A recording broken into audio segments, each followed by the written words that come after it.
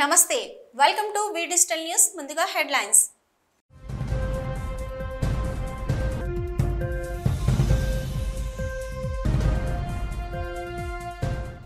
కోల్కతా అమానుష ఘటనపై విశాఖలో కదం తొక్కిన జూడాలు జూనియర్ డాక్టర్లపై హత్య ఘటన నిందితులను కఠినంగా శిక్షించాలని డిమాండ్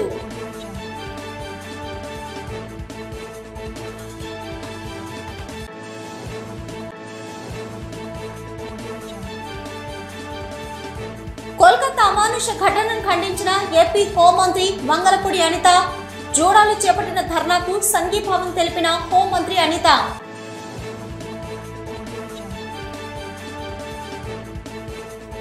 ఏకో ఫ్రెండ్లీ రాఖీలు ఆరోగ్యకరం ఆనందదాయకమని పర్యావరణ హిత రాఖీలు విద్యార్థులు తయారు చేయడం ఆనందంగా ఉందని అభినందించిన జూగ్రేటర్ డాక్టర్ నందిని సలారియా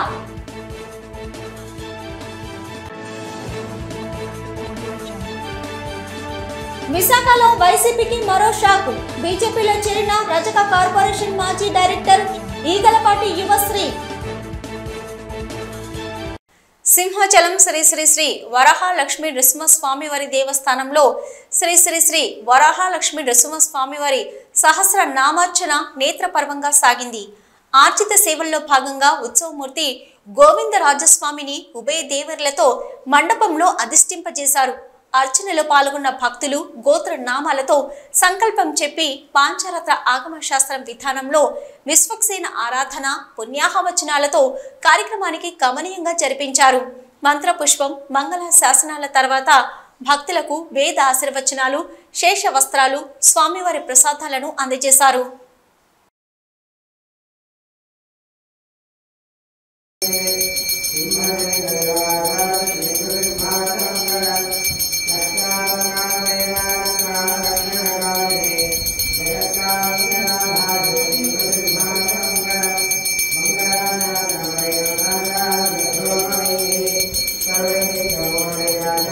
కోల్కతాలో వైద్యురాలిపై అత్యాచార ఘటనకు నిరసనగా దేశవ్యాప్తంగా వైద్యులు ఆందోళన కొనసాగుతుంది. నిరసనలు రోజురోజుకి ఉధృతమవుతున్నాయి. వైద్యులంతా ఐక్యమై రోడ్డెక్కారు. రక్షణ కల్పించండి అంటూ నినదించారు. వైద్య సేవలు నిలిపివేసి నిరసన కార్యక్రమాల్లో పాల్గొంటున్నారు. వైద్యురాలపై అఘాయిత్యానికి నిరసనగా ఐఎంఏ 24 గంటల బంద్ ప్రకటించింది. ఈ నేపథ్యంలో విశాఖలో గాంధీ విగ్రహం వద్ద 24 గంటలు నిరసనకు దిగారు. అత్యవసర సేవలు మినహా మిగతా సేవలను నిలిపివేశారు. వైద్యులకు రక్షణ కల్పించాలని, బాధిత కుటుంబానికి న్యాయం చేయాలని డిమాండ్ చేశారు. వైద్య సిబ్బంది కోసం కొత్త చట్టం తేవాలని కోరారు. సిబిఐతో కాకుండా హైకోర్టు సిట్టింగ్ జడ్జితో విచారణ జరిపించాలని పలువురు వైద్య విద్యార్థినీలు డిమాండ్ చేశారు. చెప్పాలంటే నేను ఈ కాలేజ్లో గత 12 ఏళ్ళుగా చదువుతున్నాను. నేను అంటే నా ఎంబీబీఎస్ ఇక్కడే చేశాను, నా హౌస్ సర్జన్సీ ఇక్కడే చేశాను, నా పోస్ట్ గ్రాడ్యుయేషన్ కూడా ఇక్కడే చేస్తున్నాను. అంత నమ్మకమైన కాలేజ్ నాకు ఇది. ఈ రోజున నా కాలేజ్లో నేను ఒక క్యాంటీన్కి వెళ్ళాలంటే నాకు భయం వేస్తుంది. చీకటి పడ్డాక నా లైబ్రరీకి, నా క్లాస్ రూమ్కి నేను వెళ్ళాలంటే భయం వేస్తుంది. నేను అనుకున్న నా కాలేజ్, నాదనుకున్న నా కాలేజ్ ఎందుకు ఈ పరిస్థితి వచ్చింది? మన ప్లేస్కి మేము వెళ్ళలేకపోతున్నాం అంత ధైర్యంగా. మాకు ఎందుకు సెక్యూరిటీ గార్డ్స్ లేరు?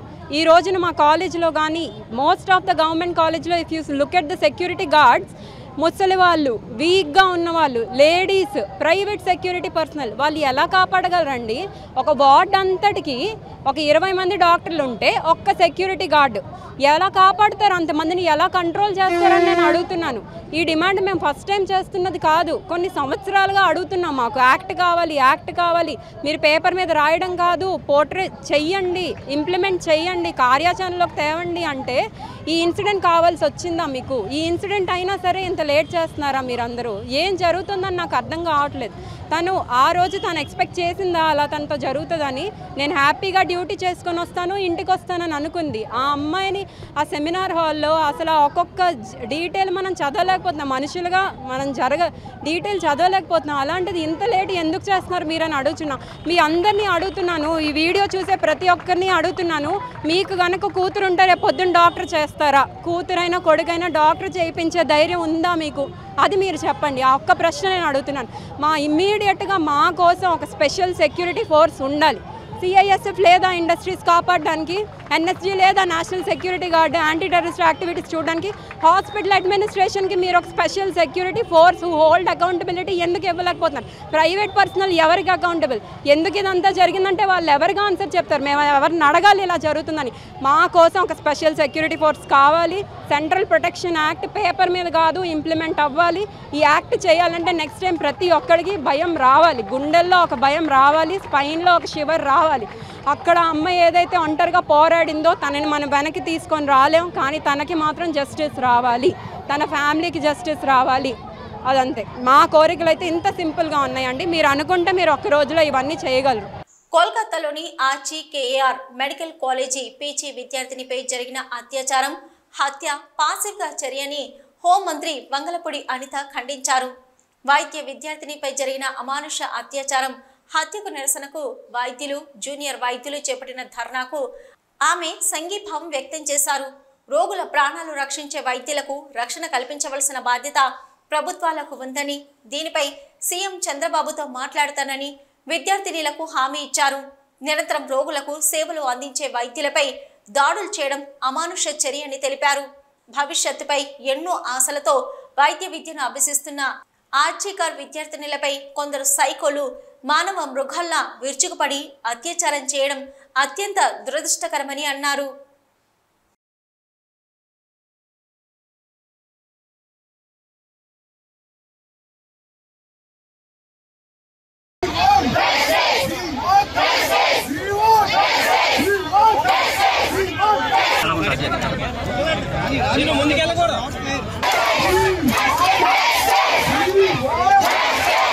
తరతరాలుగా ఆదరణ కలిగి ఉన్న ఉత్తరాంధ్ర కళల్ని భవిష్యత్తు తరాలకు తెలియజేసేందుకే ఈ నెల 22న విశాఖలో ఉత్తరాంధ్ర జాతర కార్యక్రమం నిర్వహించనున్నట్లు రైటర్స్ అకాడమీ అధ్యక్షులు వివి రమణమూర్తి స్పష్టం చేశారు. విశాఖ పౌర గ్రంథాలయంలో ఏర్పాటు చేసిన మీడియా సమావేశంలో ఆయన మాట్లాడుతూ, ప్రపంచ జానపద దినోత్సవం సందర్భంగా నగరంలోని గురజాడ కళాక్షేత్రంలో సుమారు 2000 మంది సమక్షంలో భారీగా కళాజాత ఉంటుందని, ఈ కార్యక్రమానికి ముఖ్య అతిథులుగా సాంస్కృతిక శాఖ మంత్రి కందుల దుర్గేష్, హోంమంత్రి వంగలపూడి అనిత, విజయనగరం ఎంపీ కలిశెట్టి అప్పలనాయుడుతో పాటు స్థానిక ఎంపీలు, ఎమ్మెల్యేలు, ఎమ్మెల్సీలు, మాజీ నేతలతో పాటు సినీ కమీడియన్ బ్రహ్మానందం అధిక సంఖ్యతో కళాకారులు హాజరు కానున్నట్లు తెలిపారు. అనంతరం కార్యక్రమానికి సంబంధించి రూలర్ ట్రోఫీ పోస్టర్ను ఆవిష్కరించారు. ఈ కార్యక్రమంలో ప్రముఖ రచయిత ఆచార్య డివి సూర్యారావు, ప్రముఖ కళాకారులు చిన్నారెడ్డి, విక్రమ్ గౌడ్, చలసాని కృష్ణప్రసాద్, ధనుంజయ్, వి త్రినాథ్, బాదంగిరి సాయి, వీర్రాజు, కొనతల రాజు, వరి నాంచారయ్య, మస్తాన్ రెడ్డి తదితరులు పాల్గొన్నారు. ర్యాలీ విశాఖపట్నం బీచ్ రోడ్లోంచి మన CMR విశ్వప్రియ ఫంక్షన్ హాల్ దగ్గర నుంచి మొదలవుతుంది. అక్కడ నుంచి 1.5 కిలోమీటర్ గురజాల కళాక్షేత్రం వరకు చేరి అక్కడ పాల్గొని ఇవన్నీ కూడా ఏంటంటే కొన్ని ప్రదర్శన వేదిక మీద ప్రదర్శనలు చేసే టీమ్స్ ఉన్నాయి, కొన్ని కేవలం ర్యాలీ కోసమే వచ్చే టీమ్స్ ఉన్నాయి. ర్యాలీలో మొత్తం అన్నీ కూడా కోలాటాల దగ్గర నుంచి అన్ని ప్రక్రియలు కూడా అక్కడ కూడా ర్యాలీలో కూడా ఉంటాయి. వేదిక మీద మాత్రం ఒక 40 ప్రదర్శనలు మనకి ఏర్పాటు చేసుకున్నాం. అందులో 2 నిమిషాల ప్రదర్శనలు ఉంటాయి, 3 నిమిషాలు ఉంటాయి, 8 నిమిషాలు, మ్యాక్సిమం 8 నిమిషాలు. ఎవరికి కూడా బోరు కొట్టుకుంటాం, ఎందుకంటే ఆ ప్రక్రియ ఏంటో తెలియజేయడం కోసం మనం ఏర్పాటు చేసుకుంటున్నాం. మొత్తం కళాకారులే దాదాపు 1500 మంది ఇప్పటివరకు వచ్చారు. ప్రభుత్వాల నిర్లక్ష్యం వల్లనే మహిళలపై అత్యాచారాలు, హత్యలు జరుగుతున్నాయని, అందులో భాగంగానే కోల్కతాలోని జూనియర్ డాక్టర్పై ఈ అఘాయిత్యం జరిగిందని మహిళా చైతన్ ప్రధాన కార్యదర్శి కె పద్మ అన్నారు. జీవీఎంసీ గాంధీ విగ్రహం వద్ద ప్రజా సంఘాలతో నిరసన కార్యక్రమం చేపట్టారు. అనంతరం ఆమె మీడియాతో మాట్లాడుతూ, ఈ సంఘటన దేశంలో కొనసాగుతున్న అత్యాచార సంస్కృతికి, దాన్ని పెంచి పోషిస్తున్న పాలక వర్గాల నిర్లక్ష్యానికి అద్దం పడుతుందన్నారు. నిరసన తీవ్ర స్థాయిలో సాగిస్తున్న వైద్యులకి ఇండియన్ మెడికల్ అసోసియేషన్కి తమ మద్దతు ప్రకటిస్తున్నామని తెలిపారు. కళాశాలల్లో, పాఠశాలల్లో, పని ప్రదేశాల్లో, బహిరంగ ప్రదేశాల్లో మహిళల భద్రతకు ప్రభుత్వాలు బాధ్యత వహించాలని డిమాండ్ చేశారు. అలాగే జూనియర్ డాక్టర్ అత్యాచారం, హత్య సంఘటనపై సమగ్ర దర్యాప్తు జరిపించి నిందితులను కఠినంగా శిక్షించాలని కోరారు. ఈ నిరసనలో అబ్దుల్ చిన్నరెహమాన్, HRF అనురాధ, VS కృష్ణ, భారత నాస్తిక సమాజం అధ్యక్ష కార్యదర్శులు T Sriramamurthy, Y Nookaraju, Chaitanya, Sravanthi Malini, Munir, advocate GA Mohammed, Muslim association Saifullah, ప్రగతిశీల కార్మిక సంఘం అన్నపూర్ణ, అడ్వకేట్ జహారా తదితరులు పాల్గొన్నారు.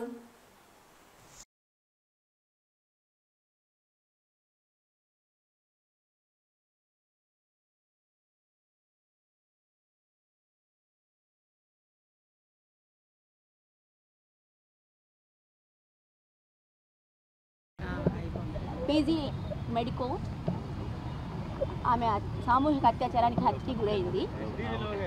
అది జరిగిన అనంతరం జరిగినటువంటి విషయాల మీద మేము మాట్లాడాలనుకుంటున్నాము.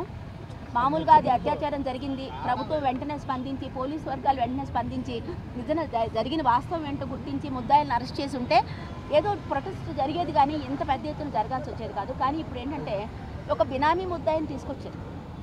అక్కడ జరిగింది సామూహిక అత్యాచారం. ఆ డాక్టరు 36 గంటలుగా పనిలో ఉంది.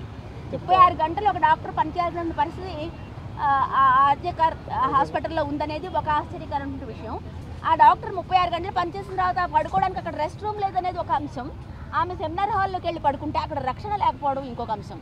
మేము సాధికారత ఇది అది అని చెప్పి మొన్ననే 15 ఆగస్టు చాలా పెద్ద ఉపన్యాసాలు మాట్లాడారు. కానీ ఈవేళ పరిస్థితి ఏంటి? పోయిన సంవత్సరం 15 ఆగస్టు రోజున బిల్కిస్ బాను రేపు చేసిన వాళ్ళందరినీ వదిలేశారు.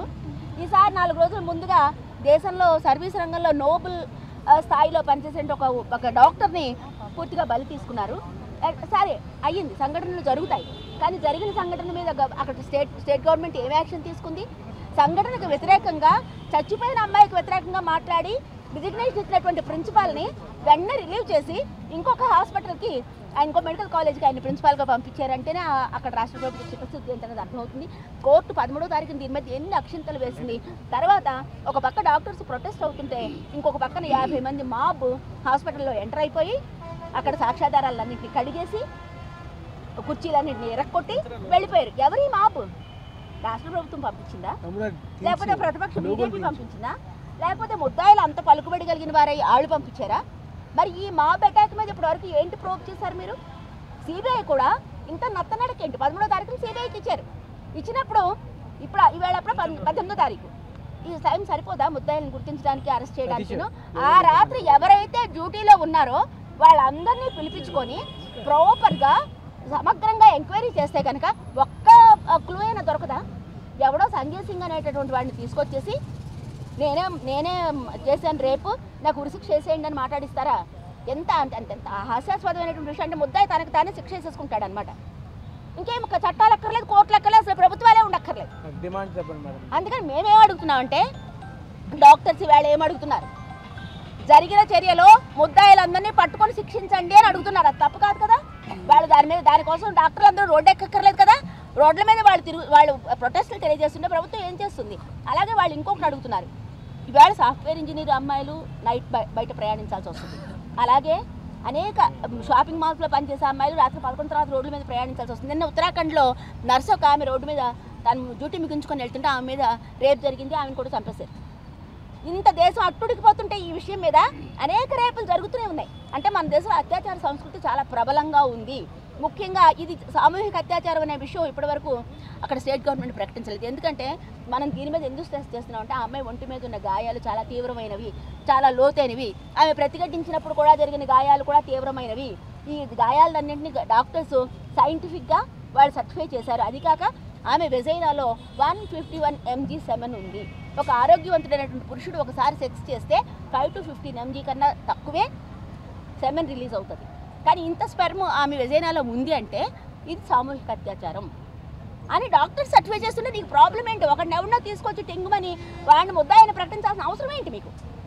అంచేత ఇక్కడ రాష్ట్ర ప్రభుత్వం కానీ అటు కేంద్ర ప్రభుత్వం కానీ వీళ్ళందరి మీద ఎప్పుడో ప్రజలు నమ్మకం కోల్పోయారు. అంటే ఓట్లు వచ్చినప్పుడు గుద్దుతున్నారు తప్పితే ఈ ప్రభుత్వాలు దేనికి బాధ్యత వహించమనేది ప్రజలకు తెలుసు. కానీ మేము వేళ అడుగుతున్నాం, మీరు ఎలక్ట్ అయిన గవర్నమెంట్, మీకు ఓట్లు వేశారు, రాజ్యాంగాన్ని అమలు చేయాల్సిన బాధ్యత మీకు ఉంది. కాబట్టి అన్ని ప్రదేశాల్లో భద్రతను పెంచడానికి మీకు వచ్చే ప్రాబ్లం ఏంటి? అలాగే ప్రతి ఇన్స్టిట్యూట్లోని కూడా కమిటీలు వేయాలి స్త్రీల భద్రత కోసం. అది ఎందుకు వేరు? మీరు ప్రతి చోట వేయాలి, ప్రతి స్కూల్లో వేయాలి, ప్రతి కాలేజీలో వేయాలి, ప్రతి అన్ని ప్రదేశంలో వేయాలి. ఆ చట్టం ఉంది, ఆ చట్టాన్ని అమలు చేయండి. పని ప్రదేశాల్లో భద్రత కోసం ఉన్నటువంటి చట్టాన్ని అమలు చేయండి అని చెప్పి మేము డిమాండ్ చేస్తున్నాం. ఎవరైతే ఈ రేపుకు పాల్పడ్డారో ఆ ముద్దాయిలందరినీ కఠినంగా శిక్షించాలని, సిబిఐ తన ఎంక్వైరీని, ఈ దేశంలో ప్రజలకు సిబిఐ మీద కాస్తేనే నమ్మకం కలిగే అంత వేగంగా దీన్ని. రక్షాబంధన్ పండుగ ద్వారా అన్నా చెల్లెళ్ల అనుబంధం మరింత బలపడుతుందని Centurion University vice chancellor professor GSN Raju అన్నారు. విశాఖలోని ప్రజాపిత బ్రహ్మకుమారిల ఆధ్వర్యంలో రక్షాబంధన్ వేడుకలను విజిఎఫ్ ప్రెస్ క్లబ్లో నిర్వహించారు.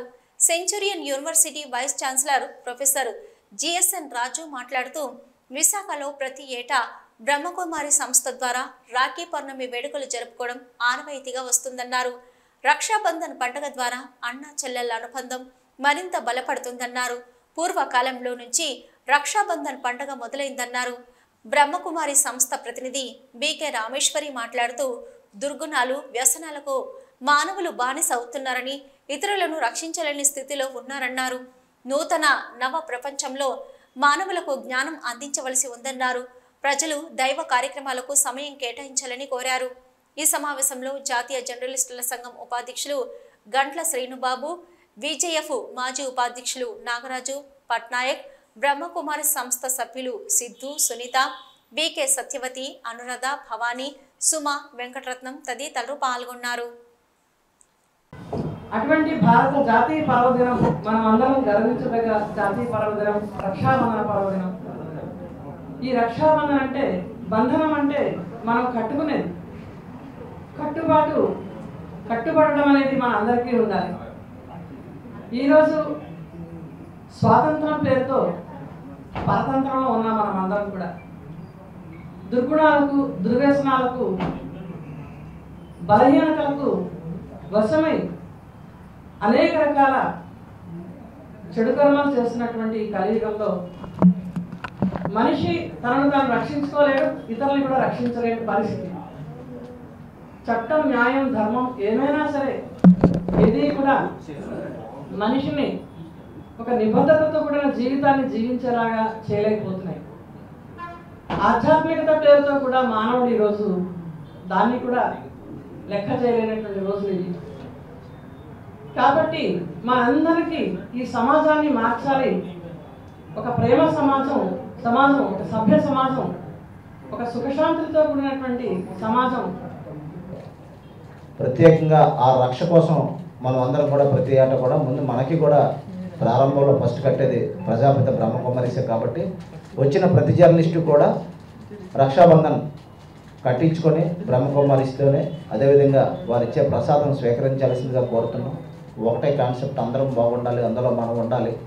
అంటే కొంతమంది ఎప్పుడు కూడా బ్రహ్మకుమారిస్ ఎప్పుడు కూడా లోకమంతా బాగుండాలని ప్రత్యేకంగా వాళ్ళు నిరంతరం కూడా అనేక సేవా కార్యక్రమాలు మౌంట్ ఆబు కేంద్రంగా నిర్వహిస్తున్నారు. మరి ఇందాక చెప్పినట్లు పరమాత్ముడు ఎప్పుడు కూడా ప్రతి ఒక్కరిని కూడా ఆయన కరుణా కటాక్షాలు ప్రసాదించాలంటే ఇటువంటి పుణ్యకార్యాలు అవసరం. కాబట్టి రాజుగారు ప్రత్యేకంగా మన కోసం విజయనగరం వెళ్ళకుండా ఇక్కడికి వచ్చి రక్ష కట్టించుకొని నేను వెళ్తానని చెప్పి మనందరి మధ్యకి కూడా నేను ఆహ్వానించగానే ఈరోజు మన మధ్యకి పర్యావరణ హిత రాఖీలు విద్యార్థులు తయారు చేయడం ఆనందంగా ఉందని Indira Gandhi zoological park curator doctor Nandini Salaria అభినందించారు. జంతు ప్రదర్శనశాలలో గ్లోబ్ సంస్థ విద్యార్థులు విత్తనాలతో కూడిన రాఖీలు తయారు చేసిన అనంతరం ఆమె మాట్లాడుతూ, పత్తితో తయారు చేసిన నూలు దారం, చిరుధాన్యాలు, పప్పు ధాన్యాలు, ఔషధ మొక్కల విత్తనాలు ఉపయోగించి కాగితము, అట్ట, పత్తి, నార, అరటితో తయారు చేసిన రాఖీలు ఆరోగ్యకరం అన్నారు. ఏకో ఫ్రెండ్లీ రాఖీలు ఆరోగ్యకరం, ఆనందదాయకమన్నారు. పర్యావరణానికి మేలు జరిగే విధంగా ప్రతి ఒక్కరూ జీవించాలని కోరారు. ఈ నెల 18వ తేదీన విశాఖ జూలో వృక్షబంధన్ మహోత్సవం నిర్వహిస్తున్నామన్నారు. వృక్షబంధన్ కార్యక్రమానికి మహిళలు రావాలని కోరారు. కార్యక్రమం నిర్వహణకు సహకరించిన green climate team, NGO, Sipah ట్రస్టులను ఆమె అభినందించారు. ఈ కార్యక్రమంలో గ్రీన్ క్లైమేట్ టీమ్ ఎన్జిఓ వ్యవస్థాపక కార్యదర్శి జేవి రత్నం, అసిస్టెంట్ క్యూరేటర్లు Gopal Naidu, G Bharathi, zoo educational officer Divya, biologist M Purushottam, green climate team NGO వ్యవస్థాపక కార్యదర్శి జేవి రత్నం, వాలంటీర్లు జె రవితేజ, కృష్ణకుమారి తదితరులు పాల్గొన్నారు. అందరికీ నమస్కారం. నేను ది గ్లోబ్ స్కూల్లో చదువుతున్నాను. కే దీపిక 9వ తరగతిలో చదువుతున్నాను. ఇప్పుడు రాఖీలు చేస్తున్నాము. మేము విత్తనాలతో రాఖీలు చేస్తున్నాము. ఆరోగ్యానికి చాలా మంచిది కూడా. ఇలా చేయడం వల్ల మనకి పర్యావరణానికి అన్ని మేలే జరుగుతుంది, హాని మాత్రం జరగదు. మీరు కూడా మాలాగే అందరూ విత్తనాలతోని రాఖీలు చేయండి. ప్లాస్టిక్ని యూజ్ చేయరాదు. నా పేరు లిక్షిత. నేను 8వ తరగతి చదువుతున్నాను. నేను ది గ్లోబ్ స్కూల్ నుంచి వచ్చాను. ఇవాళ మేము జూకి వచ్చి అందరూ ప్లాస్టిక్ రాఖీలు చేసి పడేస్తున్నారు, కానీ మేము ఇక్కడికి వచ్చి విత్తనాలతో రాఖీలు చేస్తున్నాము. సో దట్ ఏమవుతుందంటే రాఖీలు విత్తనాలు అయితే వెంటనే మట్టిలోకి కలిసి అది మొక్కగా వెలిసి మనకి భోజనాన్ని ఇస్తాయి. సో నమస్కార్, నేను Nandini Salaria, curator Indira Gandhi zoological park. ఈరోజు మనం ఇక్కడ ఒక ఈకో ఫ్రెండ్లీ వర్క్షాప్ చేయడం జరిగింది. అక్కడ ఏంటంటే గ్లోబ్ స్కూల్ నుంచి మనకి 70 మెంబర్స్ పిల్లలు వచ్చారు. వాళ్ళు మంచిగా ఈ రాఖీలన్నీ ఈకో ఫ్రెండ్లీ రాఖీస్ అన్నీ తయారు చేశారు. మనకి అంటే ఇలా కూడా ఒక రాఖీ అనేది కాన్సెప్ట్ ఉంటుందనేది పిల్లలకి ఈరోజు చెప్పడం జరిగింది. ప్లస్ ప్రాక్టికల్గా డెమోన్స్ట్రేషన్ చేయడం జరిగింది, విచ్ విల్ అంటే వాళ్ళ మైండ్స్లో ఉండిపోతుంది ఇది ఎప్పుడైనా సరే. సో ఇలాంటి యాక్టివిటీ చేసేటప్పుడు మనం మాట్లాడతాం, కానీ యాక్టివిటీ చేసినందుకు వాళ్ళ మైండ్లో అవి ఉండిపోతాయి. కాబట్టి అదే ఉద్దేశంతో మనం ఈ యాక్టివిటీ చేయడం జరిగింది. కోల్కతాలో వైద్యురాలిని అమానుషంగా మానభంగం చేసి హత్య చేసిన నేరస్తులకు కఠిన శిక్ష విధించాలని డాక్టర్లు, వైద్య సిబ్బంది డిమాండ్ చేశారు. విశాఖ ఉక్కు జనరల్ హాస్పిటల్ వద్ద నిరసన తెలిపి భారీ ర్యాలీ చేపట్టారు. జూనియర్ డాక్టర్లపై జరుగుతున్న అఘాయిత్యాలపై ప్రభుత్వాలు స్పందించి కఠిన చర్యలు తీసుకోవాలని కోరారు. బాధిత వైద్యురాలి కుటుంబానికి న్యాయం చేయాలని డిమాండ్ చేశారు. జూనియర్ డాక్టర్లకు రక్షణ కల్పించాలన్నారు. మెడికల్ కాలేజీల్లో, ఆసుపత్రిలో మౌలిక వసతుల కల్పనతో పాటుగా వైద్యులకు సెక్యూరిటీ మెరుగుపరచాలన్నారు. కార్యక్రమంలో VSTH HOD doctor A Praveen Kumar, వైద్యులు గౌతమ్, శాంతిప్రియ, గిరిధర్, సుజాత, కపర్టే, మాధవి, రామసత్యం, శ్రీకాంత్, మహిళా నాయకురాలు పద్మ, ఇంటక్ ఉపాధ్యక్షుడు జరిపతుల మోహన్ కుమార్, ఇంతియాజ్, ఇన్ఛార్జి సిస్టర్స్ పద్మశ్రీ, సుందరమణి, సౌజన్య తదితరులు పాల్గొన్నారు. Made the whole country come together. So this is one aspect where we feel that the law and order situation, especially in the hospitals, is not being handled properly. That's the main idea behind this.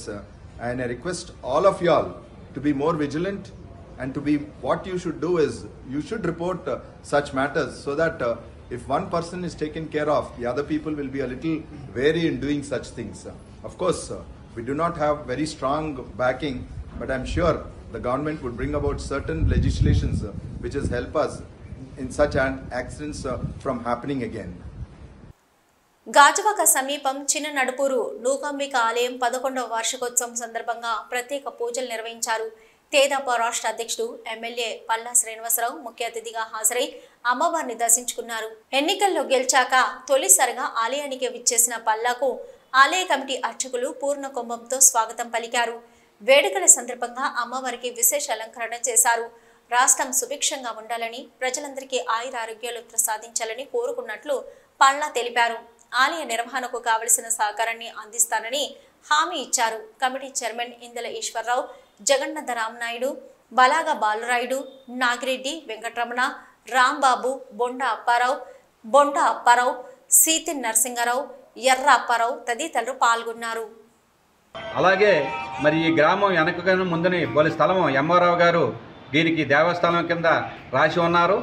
ఆ స్థలంలో మరి స్థానిక MLA గారు మీకు maintenance గురించి, పంతులు గారు house గురించి, అంట్ల గురించి కూడా నేను సహాయం చేస్తాను, దాని మీద ఆదాయం వచ్చినట్టు గుడికి మెయింటెనెన్స్ కూడా ఆదాయం వచ్చినట్టు నేను చేస్తాను, ఆ గుడి వెనకాల ఉన్న స్థలంలో 15 షాపుల దగ్గర నిర్మిస్తాము, దాని మీద వచ్చిన ఆదాయంతో గుడి మెయింటెనెన్స్ హ్యాపీగా జరుగుతుందని మా గ్రామస్తులకి, కమిటీ వాళ్ళకు కూడా వాళ్ళు స్థానిక ఎమ్మెల్యే గారు పల్లా శ్రీనివాస్ గారు వాగ్దానం చేశారు.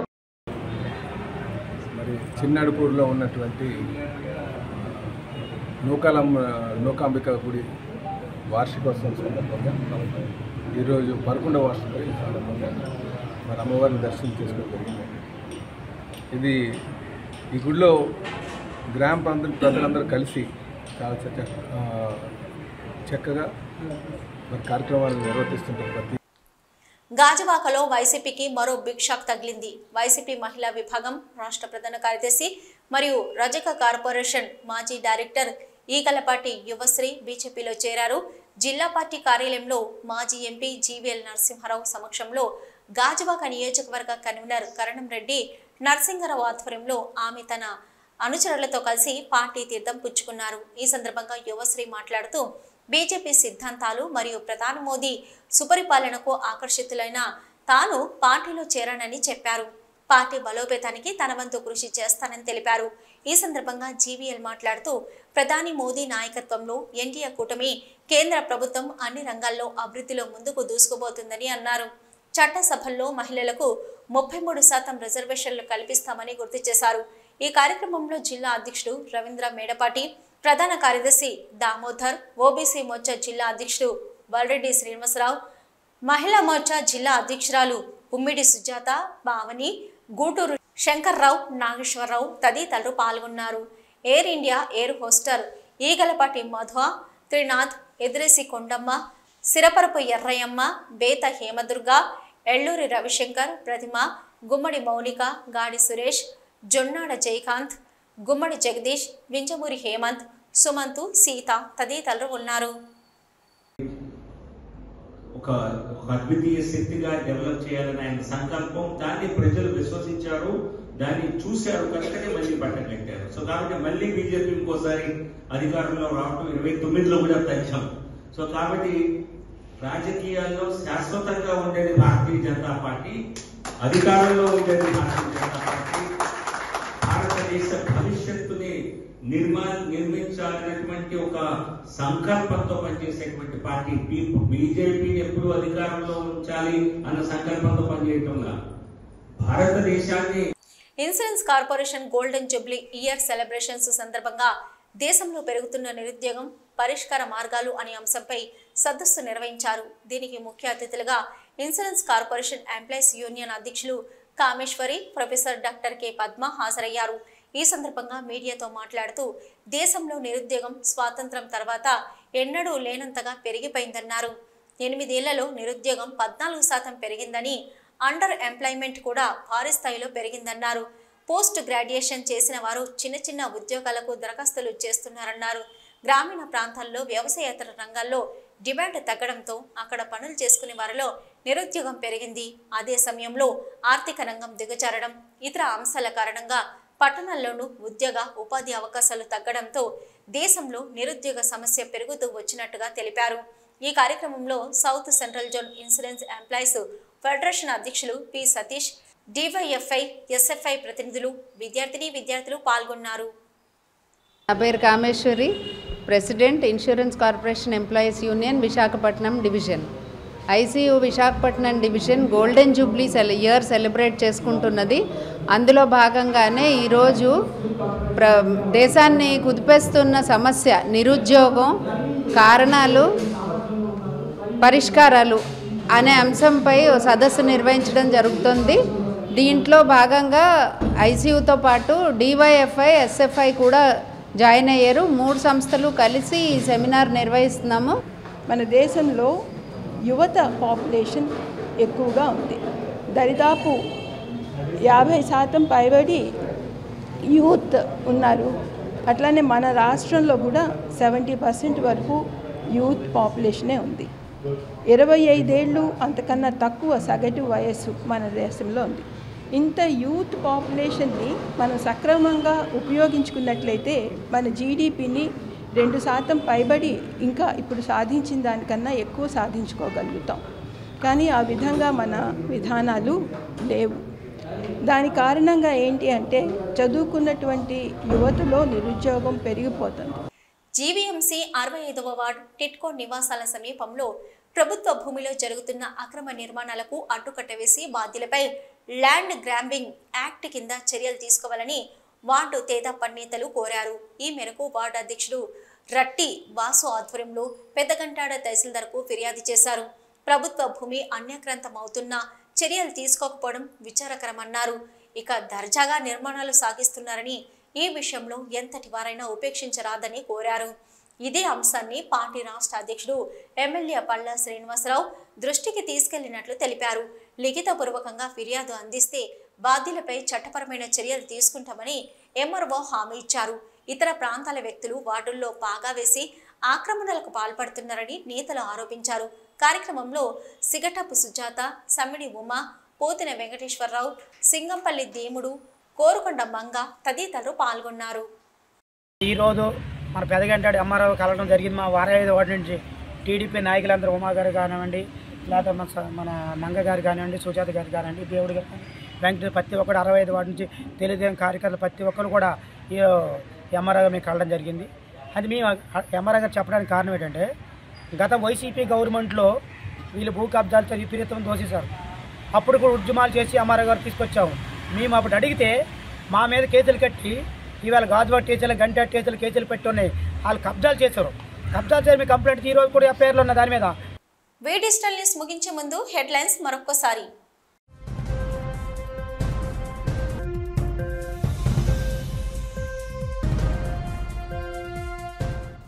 కోల్కతా అమానుష ఘటనపై విశాఖలో కథం తొక్కిన జూడాలు. జూనియర్ డాక్టర్లపై హత్య ఘటన నిందితులను కఠినంగా శిక్షించాలని డిమాండ్.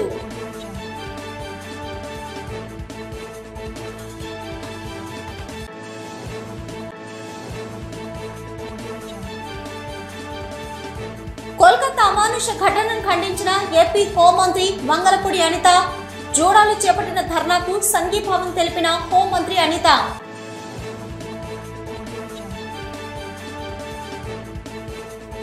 ఏకో ఫ్రెండ్లీ రాఖీలు ఆరోగ్యకరం, ఆనందదాయకమని, పర్యావరణ హిత రాఖీలు విద్యార్థులు తయారు చేయడం ఆనందంగా ఉందని అభినందించిన జూగ్రేటర్ డాక్టర్ నందిని సలారియా.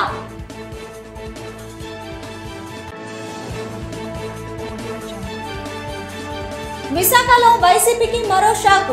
బీజేపీలో చేరిన రజక కార్పొరేషన్ మాజీ డైరెక్టర్ ఈగలపాటి యువశ్రీ.